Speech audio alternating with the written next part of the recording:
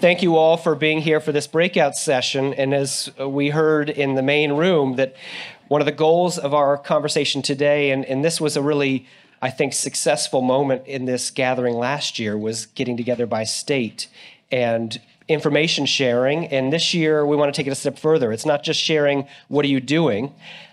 I think a great goal would be coming out of this room where we have representation and people who are making decisions about commemorative activities in their states with some specific ideas of what we might do together. I think that in hearing from America 250 of the day, I left that presentation still wanting a little more. Like, I still want to know one step further, what is something that we can be doing that's constructive as the states that will amplify a national story and bring people together. So my thought in our time this afternoon is, first, just instructionally, I think we have a few states that are not represented. If anyone's aspiring, now's the time. But hopefully you're situated by your state with your colleagues, and I think that will facilitate the conversation. And in some cases, there's this very interesting combination of all the Norths and the Souths all in one. The Dakotas and Carolinas. I'm really excited about that. This could be interesting. Maybe that table alone can be a microcosm of what the nation can do. So we're going to break this into chunks today, and we need to, I'm told, finish right at 12:15 to be back down in the room because the last meal we have is an actual served plated meal. So for logistical purposes and to make sure we're on time for Jeffrey Rosen and his remarks at 1 o'clock, we'll need to move quickly. So this is what I propose, and I welcome any suggestions or ideas that may be different. But I thought the first chunk of time, I'd like us to talk as states, as tables, about specific ideas on two levels.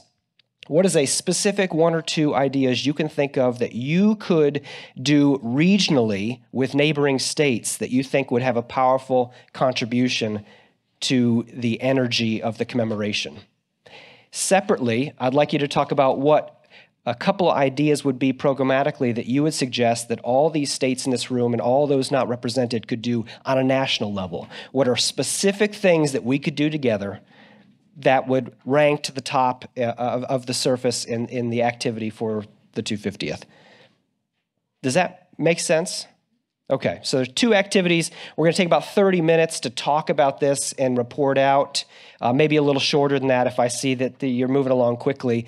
I bet there's already some really firm ideas that exist out there. In fact, talking with Kevin from Wisconsin, he had some specific ideas that he thinks could work on a national level. And I think maybe just to get the juices flowing, Kevin, would you share those ideas?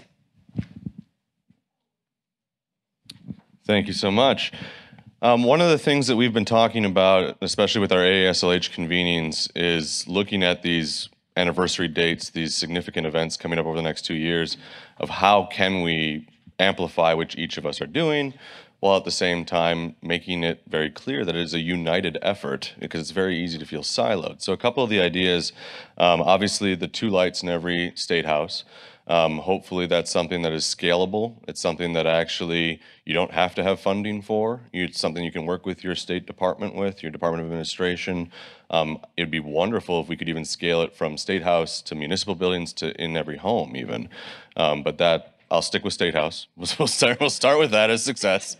But then the day of service as well, working with your nonprofits, working with those that wouldn't necessarily have that connection to a history event, but still want to feel a part of something, and looking at that community component of it. The other idea is, of course, the birthday of the Armed Forces is in June 2025 with the Army, October is Navy, and then Marine Corps is November. And that's all next year. So I know we talk a lot about 2026 and what does 2026 look like, but know that in your own states, you've got units, veterans, National Guard units that are going to actually be looking at their own heritage, their own internal history, which is your community's history and heritage as well. And so keep that in mind, that we're trying to come up with something that could be you're part of this bigger picture as well. And then also one thing that Cheryl and Jamie I know are really passionate about and helping push for is this idea of, we know we want to focus on a more perfect union. And what does that mean? And so looking at civic engagement, looking at How do we inspire that? How do we connect it all together? The why of it all. What about naturalization ceremonies? We know we do those in our states now. We know that we're looking to perhaps make a big splash in 2026. I mean, personally for me, I was born in the United States, so I never had to take the oath. I would love to actually get to a point where I would choose to do that. And choosing to do that is a deliberate choice. And especially when you're looking at in June of this year, in 2024, is the centennial of the Indian Citizenship Act or the Immigration Act of 1924. What does it mean to be a citizen? What does it mean to choose to be a citizen? And what does it mean to be denied that right? So there's a lot of opportunities to build towards 2026 in the next year. And I hope that that's something that we consider as well, because that will set the tone for when we are all way too stressed out with our own individual planning and programming in 2026 alone. Those are all really great ideas. So let's hear more great ideas. So let's put our heads together as tables. And again, we have two buckets we want suggestions on that we'll report out. One, what can you do regionally in neighboring states that can have impact? What would you suggest we do as a nation together? Specific actionable activities that you think could be pulled off. When we report out, I'll also note that we're going to, to keep things moving, every unique idea we'll toss out. And then if you have the same idea, we'll just keep rolling. So we won't need to repeat any of those suggestions. Okay? Question? Hello, everyone.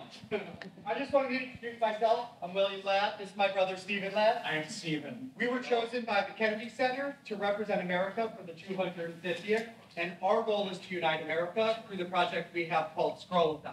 I'm going to just take 2 minutes to explain, maybe 3, of what we do.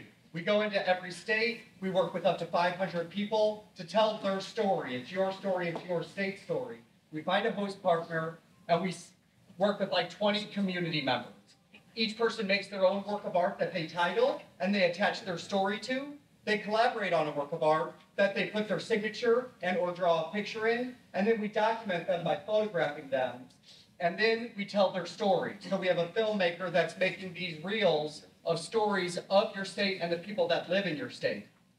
That then will travel to the Kennedy Center, representations of all of those states, as a monumental exhibition that's going to take over the whole Kennedy Center for 3 months, from May to Labor Day in September. So we're going to be working in all 50 states, 5 inhabited territories in the District of Columbia. So we're really looking for a host partner in every single state and territory. So if you haven't had a chance to talk to us or see the model of the exhibition, please reach out. We've already talked to many of you, and we have many states that are already on board, but there are a lot that we don't. So if you don't know about us, please reach out. It's a national arts project, and it's going to be a very powerful connect between everyday people across the spectrum of humanity. And it's all about right now, where we are right now, uniting people from the past, but also we say to every single person, you are important. You are the future of America. What is the story you want to tell? And how can you help change America for the next 250 years to be the story that we all share in and we all want this to be? Thank you so much. Thank you so much. Thank you so much. Okay, let's get to work.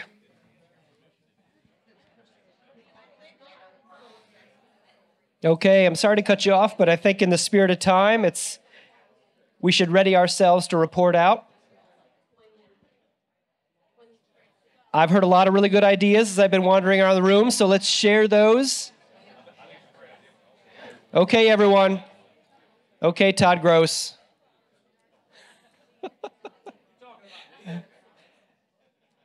All right, everyone, let's come back together. Okay, so now that you've all had these great ideas shared at your tables, let's try to efficiently report them out, and we're going to do these in 2 segments, regional ideas and then national ideas. One rule, if your idea has been shared, don't repeat it, right? This is the one way I think we can try to get through this quickly, hear all the great ideas, and hopefully walk away with a few that we all want to embrace. All right, so let's start with the regional ideas, and let's just work our way around the room. Throw out your top 1 or 2 ideas, the ones you feel most strongly about, and then we'll see if we can work our way around. So how about this Pennsylvania, Vermont, Rhode Island confab over here? This is regional. What are your regional ideas? Thank you. I'm Jonas Spivak from Vermont, and for our regional collaboration, we're going to be starting in 2025. The good news, you already know part of this, because I mentioned that we're interested in the capture of Fort Ticonderoga and Crown Point. By the Jehovah, as Ethan Allen said, as he captured the fort, or at least some say he said that. But that's only part of the story. For us, that's why regional collaboration is so key. The dual efforts to take that fort, one started in Connecticut, one started in Boston. They crossed paths in Bennington and went up through Vermont and then ended up in New York to take the fort. So working with those states, as I see many of them here, we've already begun those conversations. So that's my example of a regional collaborative effort. Thank you. Anything else from the table? Okay, right, go ahead.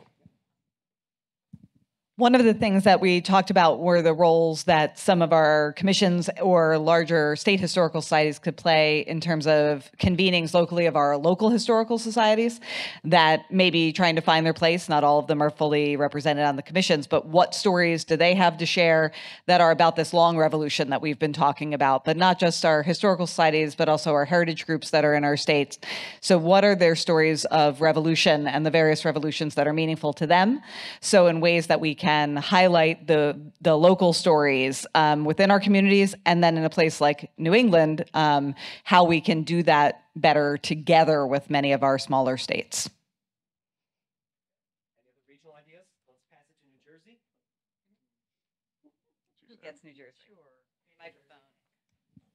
So one of the things that we're talking about for Rev. J, because we just purchased this wonderful calendar widget for our website, is that we would like to see a strategy, and would like to develop this, a strategy for connecting the regional planning agencies for calendar event planning, especially those that are connected thematically. And we think we can do that with our widget because, and I'm going to check this when I get back with our communications people, with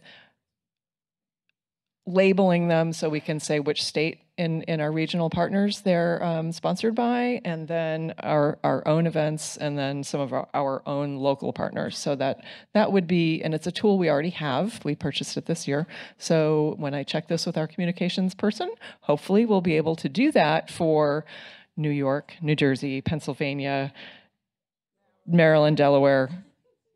So.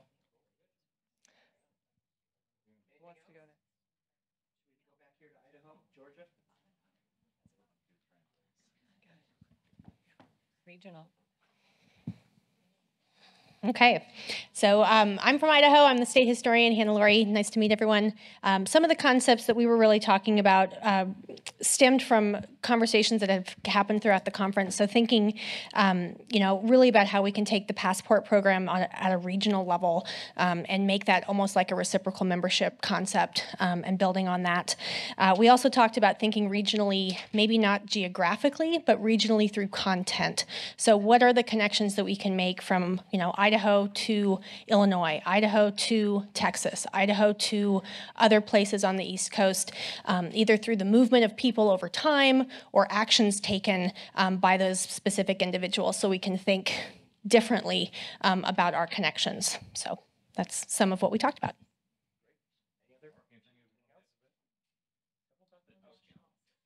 Maybe, well, we had trouble connecting Idaho to Georgia regionally. But we did think one way you could think regionally was particularly for states.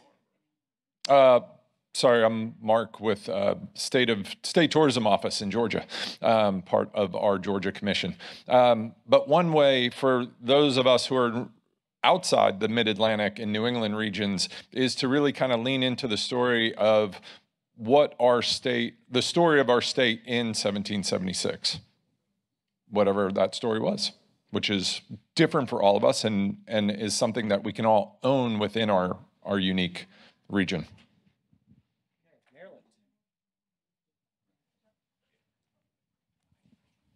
Hi, everyone. On behalf of the great state of Maryland, is anybody here from New York?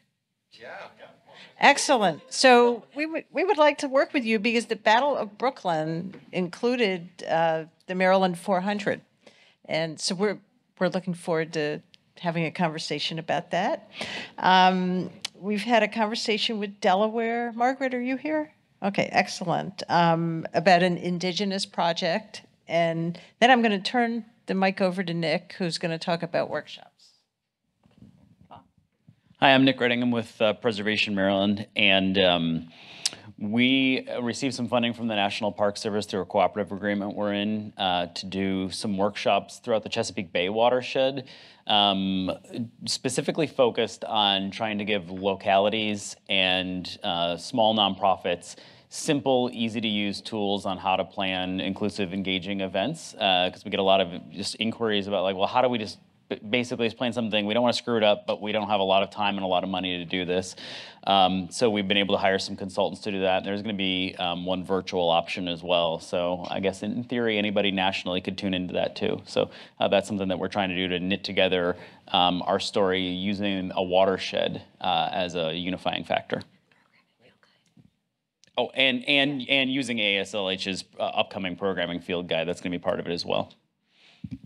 Great. And I should have noted, as we're talking about these regional collaborations, one thing that's going to be essential is someone actually acting on these things. So this is a little like speed dating. If you hear someone in your region that has a great idea and you want to be a part of it, I hope you'll connect with them immediately after, okay? So on to New York.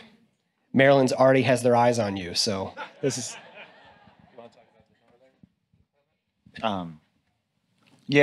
So I'm Stuart Lilly, Vice President of Public History at Fort Ticonderoga, and we're working on the Northern Department Initiative, which is all about telling the story of the campaigns across our region, is to say, from Albany on north, all the way to the gates of Quebec City and west out to Montreal, and likewise all the way up the Mohawk River corridor.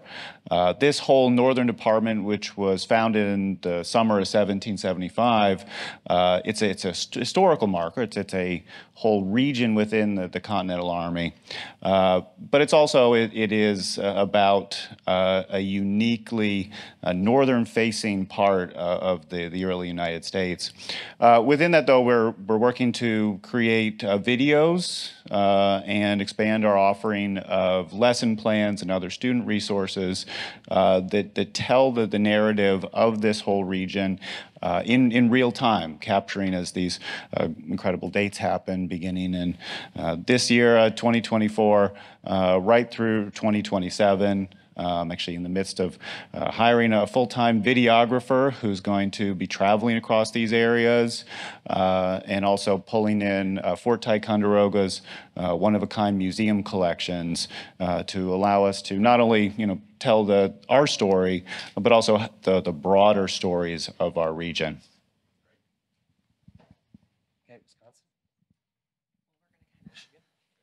We're already working together. Midwest. My name is Amy Bradfield. I am the state co-chair for America 250 Michigan.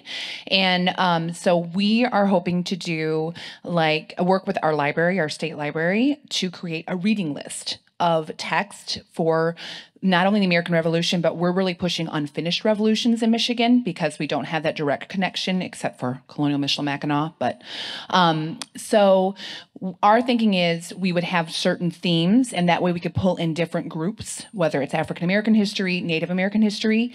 And since us in the Midwest with the Northwest Ordinance and other things share so much common history, our discussion was we would have our Michigan list, but we would pick maybe 5 texts that would apply to our bigger region, and we would have virtual book club meetings where anyone from Wisconsin, Ohio, North or South Dakota, Kentucky, Indiana, or Illinois could join that conversation and talk about that history of our region that we have in common.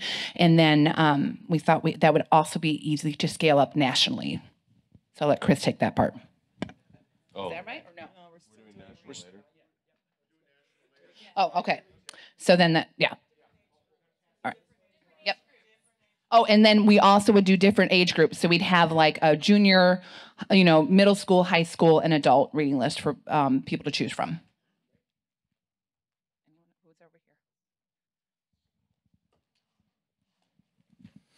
Good morning. My name is Ben Jones. I'm the state director for South Dakota, and found my North Dakota buddies here. You Carolina guys can do your own thing.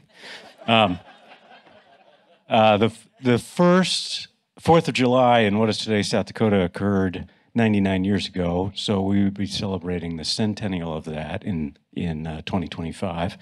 And it turned out to be a treaty signing between the regional tribes and the United States Army and the Indian agent then. So we think North and South Dakota can probably get together with some tribal students and tribal political leaders and the local mayor in Fort Pierre and anybody else who wants to come along and do what they did, which was have a 4th of July celebration in the midst of a treaty signing, which was the Army was sent there by John Quincy Adams to go up the Missouri and sign treaties with all the Indian tribes, and that's what they did. So we got a lot of thinking to do about that, but that's something that we can do together.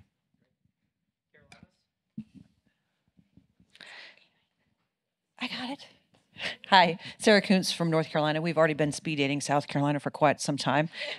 So it's working out well. We're getting along fabulously. We're going to bring in our other states. We centered our conversation around stories related to the Southern campaign because a lot of that's very fluid amongst our borders, and it's in the lead up to the surrender at Yorktown.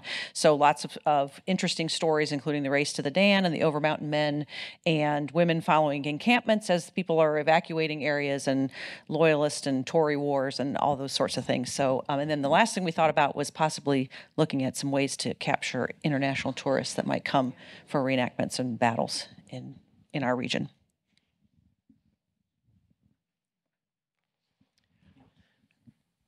Good morning, everyone. Aaron Parsons from West Virginia. So one of the things that we've discussed doing regionally, we are very fortunate. We have US Route 250 that runs through our region.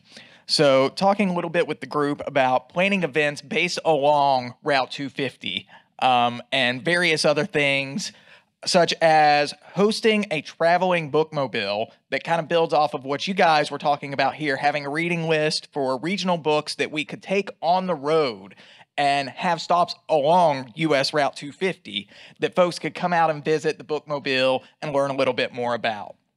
And we also talked about doing traveling exhibits along that same route that could highlight some of the major events that happen in our region and highlight documents or resources, artifacts that tie all of those events together, such as the Battle of Point Pleasant, and as I was talking with Todd a little bit about, the Fort Gower.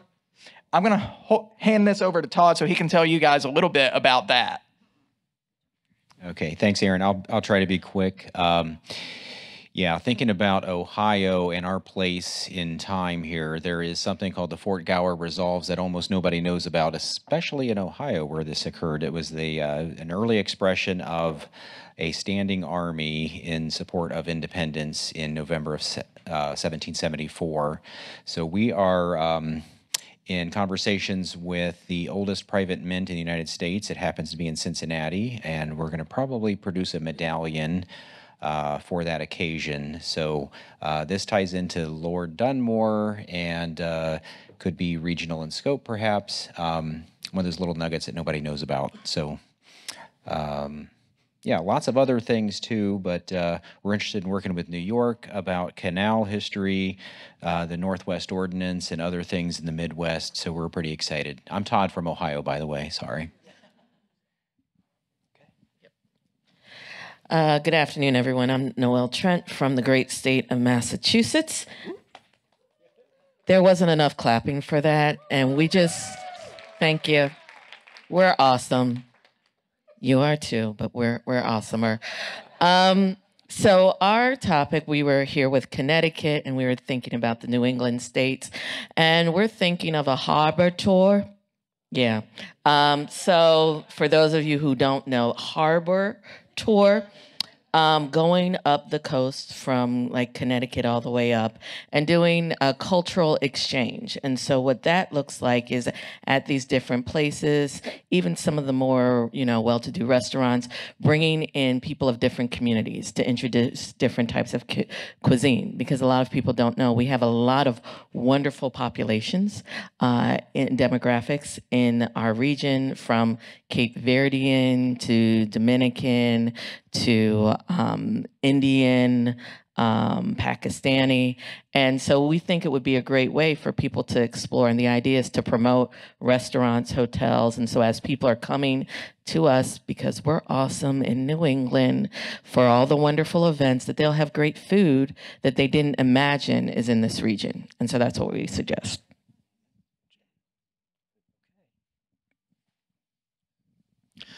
Hi, I'm Bill Convery from the Minnesota Historical Society, and I'm sitting at a table with two other states who do not share contiguous borders with us, Colorado and Washington.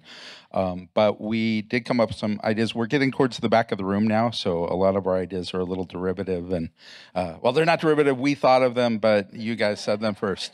But, first off, I would encourage everyone here to start building coalitions with the states in your region. Kevin Hampton from Wisconsin has sort of, through force of will, been forging a Midwestern coalition and alliance, and they meet regularly to talk about these ideas. So instead of just having 5 minutes to come up with this, these ideas of mutual cooperation are developing over time. And thanks, Kevin, for putting that together. I encourage other states to consider something similar to that. We talked about that idea of talking about our states. Well, all of the states here, by the way, none of us are on the Atlantic seaboard, so we're a little disadvantaged in that the revolution didn't happen here. And so our ideas are a little more abstract, but we're certainly talking about that idea of talking about our states in 1776 during the Revolutionary era. And we actually have some themes that we're thinking about for that, kind of in this order: the theme of sovereignty, both the national sovereignty, imperial sovereignty, and the sovereignty of indigenous people, the idea of freedom and how that looks in different parts of what will become the United States, and the idea of empire. Of course, these are all themes that we'll be talking about for the revolution, and they're certainly themes that play out in our regions as well. We touched on the National Passport Program as a possibility, and then the other idea, kind of taking that idea of regional book conversations, and what if we're having national book conversations or conversations about movies? Not The Patriot. But if we were playing around with John Adams' idea of 13 clocks all taking the same way, and again, that idea of 2 lights in the state houses, that is that synchronizing moment. And are there other moments we could do that? We talked about maybe reading the Declaration of Independence at the same time, but we also understand that that requires some contextualization as well. So maybe doing something like that, but with some education around it as well, would be a possibility. Thank you. I was going to say, did I forget anything? No, I'm freelancing here. Hi, everyone. Jason Hansen from Colorado. One thing that I've heard people sort of glance at, but I just want to put into the conversation, is what we are hearing from smaller museums throughout Colorado, as well as regionally, is that they would like exhibit resources, customizable to their location, or at least applicable to their location. I know a couple of us are thinking about how to do that, but if it could be a more coordinated effort, I think it would be a lot more efficient and a lot stronger. I just wanted to throw that into the conversation. Also, one of the things in Colorado that we are going to do, I know every kid loves to wave a flag, right? But it's way more fun if you wave it on top of a mountain. We're going to have climbing teams on top of all of our 14ers.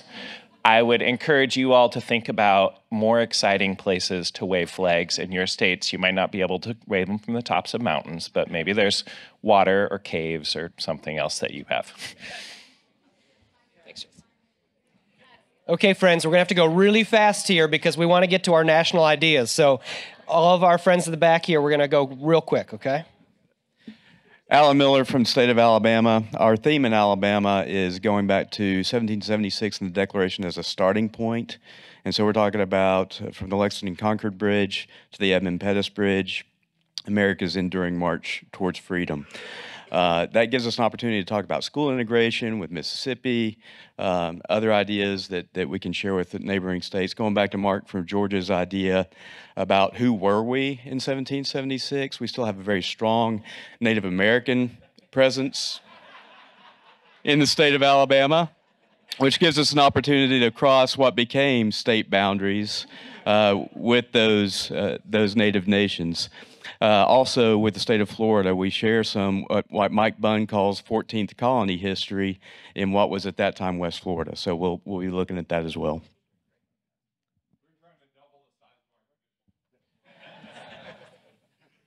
Hey there, Margaret Hughes, Delaware 250. Just like the state of Delaware, which leans both north to Philly and south to Maryland and Virginia, our ideas are following those. So thinking about Regional History and Separation Day, the day in June in which Delaware separates from the state of Pennsylvania, which has dramatic consequences for the ensuing Continental Congress, so really leaning into that. And then thinking also, as has been alluded to already, leaning into the idea of borders as a political construction. So we've all sort of talked about the blurring of borders when one state becomes another. So thinking about Separation Day as one of those moments, but thinking also about how we embrace our indigenous history, how we embrace the history that transcends political borders in regards to enslavement and the forced movement of people. So really, really emphasizing that notion of what is a state border and how does that relate to whose celebration we are undertaking. Great, thank you. Good morning, everyone. My name is Dave Meredith, and I'm the current chair of the Washington and Rochambeau Revolutionary Route Association in Virginia. We're part of a national organization that goes through, the trail goes through 9 states in the District of Columbia, and we just recently started re-signing that trail as a national historic trail. In 2009, President Obama signed the legislation that made it a national historic trail. So we start all the way in Newport, Rhode Island, actually Massachusetts. We come all the way to Yorktown, Virginia. And so we're very proud of that. On 1st of February, we put up the first sign in Virginia at the Key Bridge in Arlington, designated that as a National Historic Trail. By the end of June, VDOT anticipate that they will have another 35 signs done. And the goal is to get the entire thing redesigned by 2026. We are welcoming, right now, Virginia and Rhode Island are the only states that are currently working on that. But we encourage all of your states. I'm sure we don't cover all 13 original colonies, but we cover a good percentage of them. But we would encourage you to do that. Besides that, we have an education program that's going on. We've got a grant from the National Park Foundation for the first phase, which was targeting 4th, 5th, and 6th graders here in Virginia. And we would encourage everybody to do that along with the National Park Service. That's a good opportunity. And then what else we have? Oh, we're getting the process of having celebrations of Rochambeau's birthday. Rochambeau was born in 1725, and we're starting to commemoration ceremonies through all of our 9 states and D.C.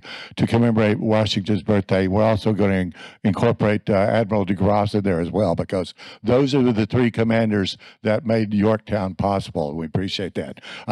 Just 1 minute. Oh, okay. Okay. Would you like to? Go ahead. Hi, I'm Jonathan Alger. I'm an exhibit designer from Brooklyn, but I've been adopted by the Washington, D.C. table. So Maryland, Battle of Brooklyn, we should talk about that.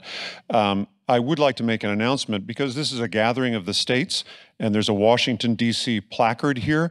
I would like to formally announce the statehood of Washington, D.C. And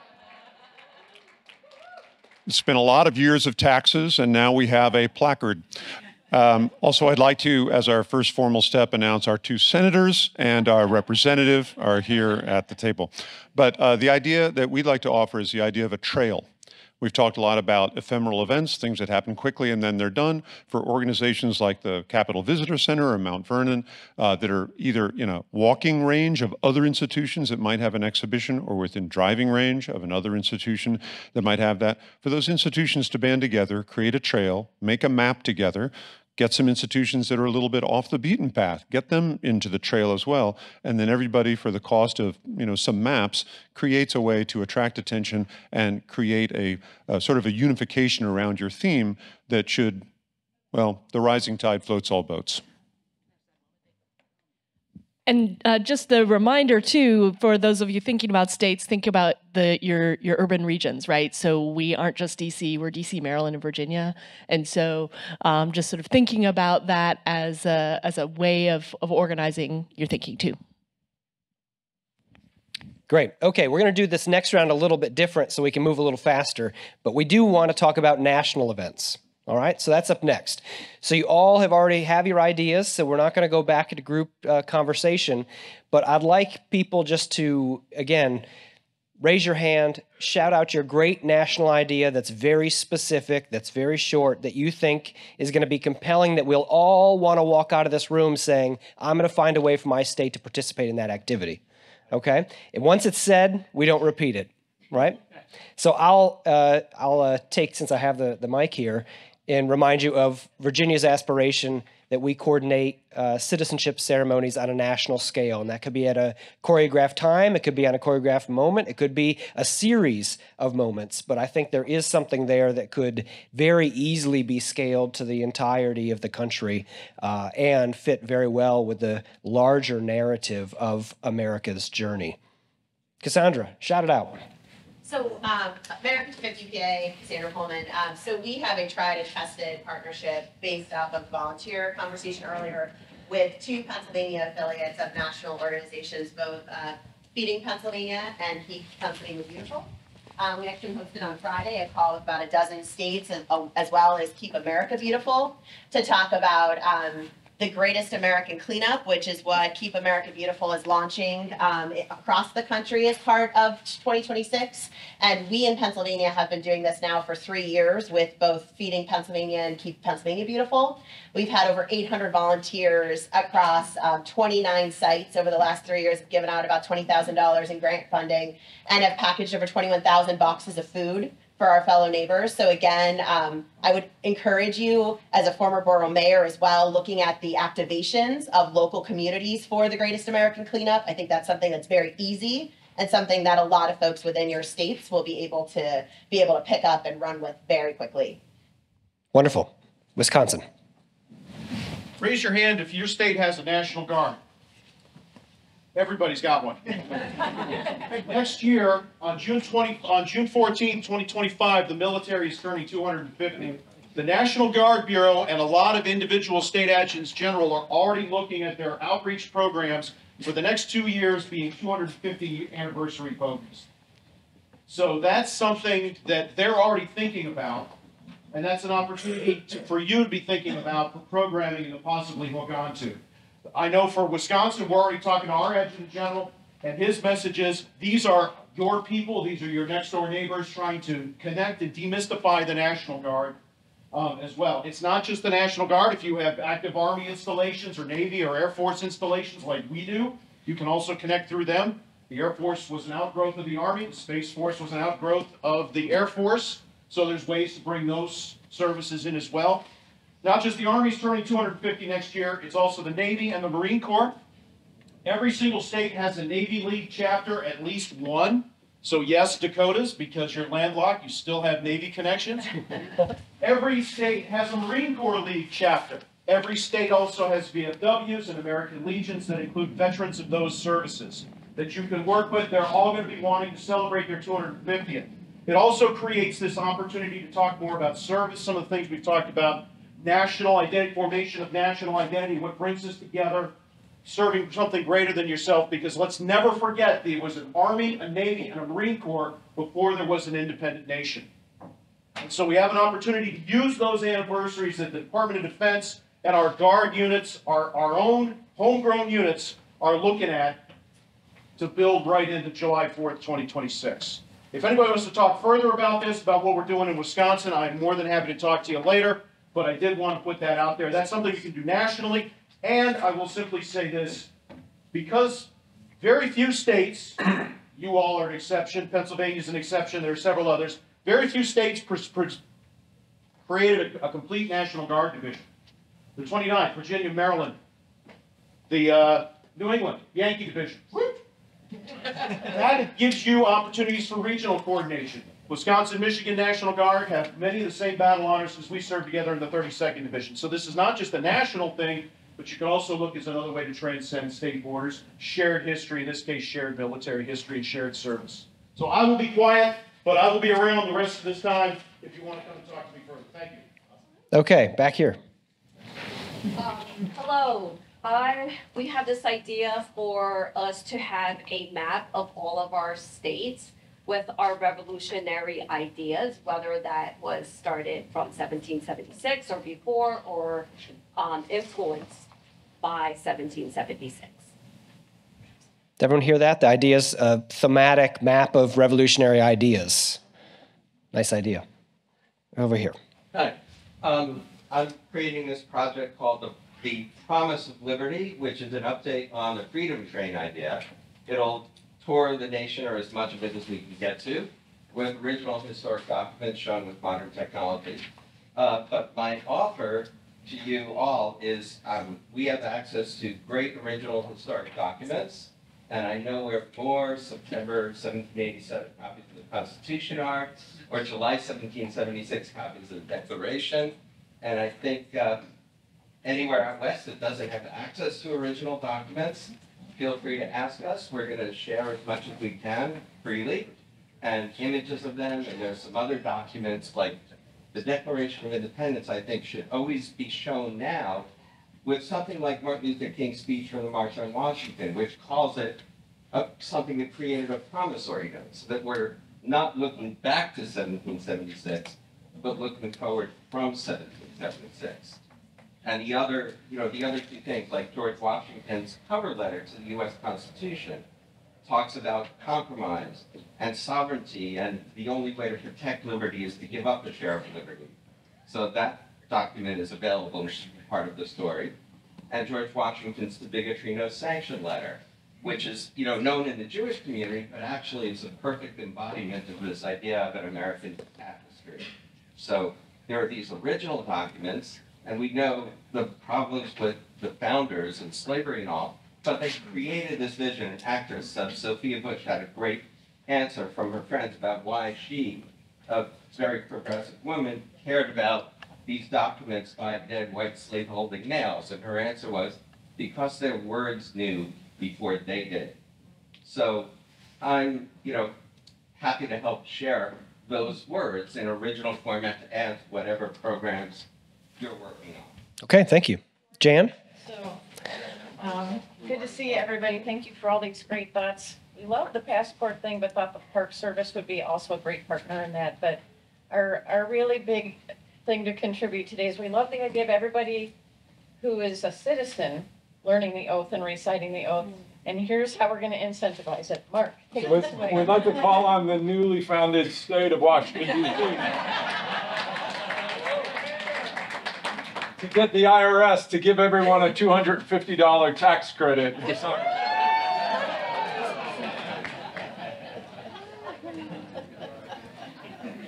Right here.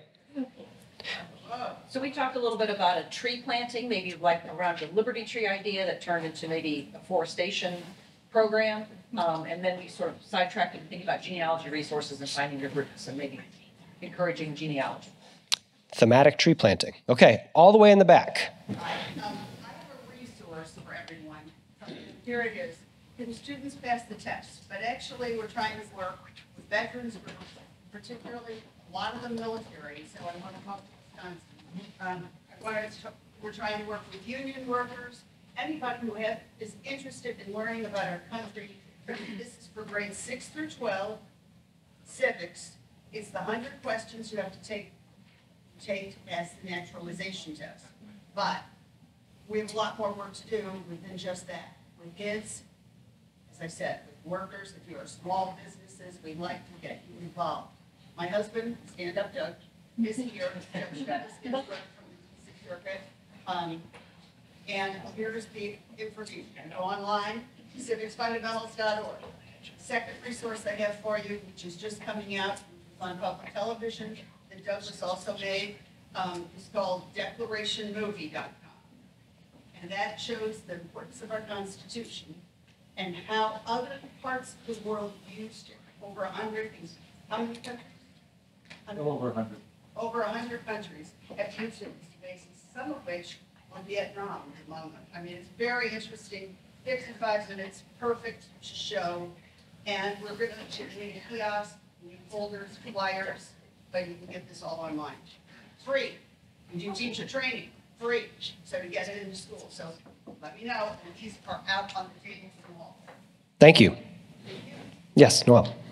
All right, I'm timing myself, 45 seconds. So, first idea is for us to use what other museums have. Tenement Museum, not officially affiliated, has a website, Your Story, Our Story. You can do something for your organization, and we can reach out to them to see if we can hashtag or tag stories from across the country with objects about people's experiences, identities, objects that they hold important to their family. We don't have to think about it, it's already up. We just have to coordinate with them, and it costs you nothing, so anybody can do it. The second thing we talked about was this idea of book list, playlist, and also what are the things that hold us together. So we all like to brag about our sports teams, college or professional, but we also like to brag about music. And I'm going to go over time. But so, who are the musicians who are from your states? What's the genre of music that originates from your states? And I'm talking everybody. So classical to Tejano to country to whatever. Each of our states can think about playlists or something that's to push these artists forward, independent, popular, whomever. And it's beyond, some of the other highlights that we're seeing, but push this out so that we say this is our American identity. And ideally, CBS or someone would pick it up and stream it online as a national concert so you could film it at your sites and have it go on and people see this is the sound of America. That's my time. Nice idea. Over here. So picking up a bit of what Veronica was saying about a national map, but I don't know if anyone's already doing it or if it's already talked about, but I'm Morgan from Rhode Island. So partnering with Amtrak to talk about revolutionary tours to kind of overlay on the map so that when almost all of our states are touched by this and our regions, go and stop in a lot of these revolutionary sites. And so are there ways that we can partner with Amtrak that they can help move people into our sites and let the revolution move us to learn more about our nation? Okay, right here in the front. I just wanted to remind everybody that there is America 250 that's doing national things, and also the federal agencies. And if you go to the agency website, Google the agency name with 250, you get all the things they're doing. And just as an example, as far as documents go, National Archives partnered with the UK equivalent over there to compare documents, that were going on by the king. So just to not reinvent the wheel, we can look and see for national what the federal government's doing. Next, yes. So some of the ideas that we discussed were looking at commissioning statewide and potentially national art and poetry competitions and utilizing those as promotional materials. So we could, have a competition across each state, and at the end, the first place prize winner that illustrates best how the understanding of the idea of America and freedom, how that is illustrated, and bring those all together in some capacity to feature each artist as the representation of our states. Nice idea. Yep. So we also kicked around the idea of, I come from a band family, so I love concert. I'm Chris from Ohio. I love, concert bands, marching bands. We said, what if there was a national, we commissioned, as all of us, a national march, a new march, that all high school bands in all of our states could learn and perform and march to July 4th, 2026. Wow, unique. Any other brilliant ideas on a national scale? One. Please. I'm Megan from South Carolina, and this year we did last year too. We were a host site at South Carolina State Museum for Douglas Day, which is a transcribathon, and it really, I think, touches on a lot of what all of this is about. And this is something that Penn State is already doing. You can be a host site and zoom in to this national event that's already happening. It's wonderful. Great. Yes. You know me, I'm Kevin from Wisconsin. Just building on what Chris said and what we mentioned over here with the sports rivalries. What if in 2026, whatever your state's biggest sports rivalry is for that halftime show or whatever it is, it involves a component of that. Other ideas? Well, I'll share some ideas that are emanating from Virginia also with the Colonial Williamsburg and the sort of the History 250 confab. There has been a lot of talk about a national passport program. So I've heard that trickle across tables, the idea that it wouldn't necessarily be a passport of revolutionary sites, but a passport of the American journey that is about cultural institutions and finding a way to mechanize that. And maybe there's major national corporate support to facilitate something like that. So that's floating out there as an idea. There has been conversation about festivals, American festivals. What is America today? Who are the people, the food, the culture, the music? A lot of, I think, pieces that I've heard in the room, wouldn't it be something if we get every state capital to host a festival of this kind at a designated time and a designated point throughout this commemoration? Any other ideas? Yes. Just an offer for out of New York. I'm based in New York City, and if you're from out of New York City and you are trying to do an event in the city for fundraising or something, I won't supply the prospect, but if you need a place to meet for 10 to 30 people in a gorgeous location that you could just come and use in one of my clients' conference rooms or something, get in touch about that. Sarah. It'd be great if we could borrow something back from the British, which is, they often hold street picnics for all the net. Wouldn't it be great to have an American picnic? And then Can we wave the flag at the same time? Yeah. And then is anyone coordinating this with National History Day? 'Cause it would be Yes, we are. Yeah, I'd love to hear more about what's going on there. National History Day, great tie-in. Speak about that. They are. The next year's theme for, because I run the program for Michigan, next year's theme of History Day is Rights and Responsibilities. And then the following, it's a mouthful, but it's something on Revolution in 2026.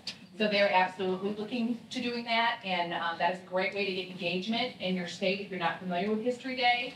I'll be around if you want to talk about it. I'm happy to talk about that with you.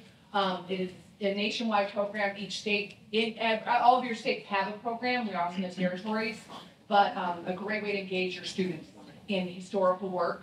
And they can pick a topic that's relevant to them, so a great way to include local history. So we're Michigan History Day, they don't have to do a Michigan topic. They can do anything that they want to. So I'd be happy to talk to you about History Day if you're interested. When is it?